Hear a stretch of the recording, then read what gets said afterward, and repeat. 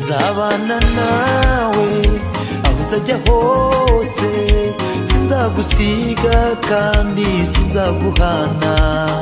Nzabana nawe ahuzajya hose, sinzagusiga kandi sinzaguhana. Nzabana nawe ahuzajya hose, sinzagusiga kandi sinzaguhana.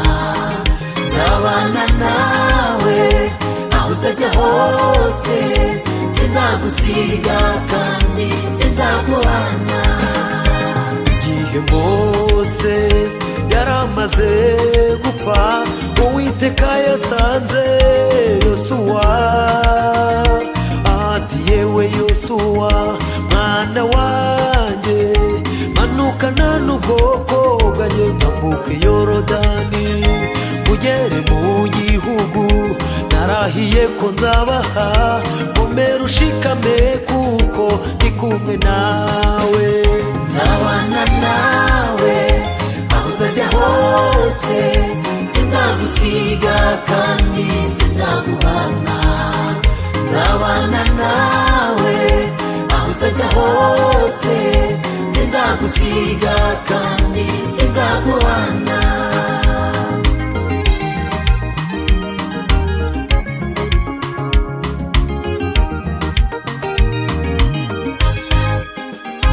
Aho muzagera hose ndahabaye, nta mubisha uzigera guhagarara imbere. Uko nabanye na Mose niko nzabana nawe, komera ushikame wite ku ijambo ryanjye. Nzabana nawe ahuzajya hose, sinzagusiga kandi sinzaguhana. Nzabana nawe ahuzajya hose, sinzagusiga kandi sinzaguhana.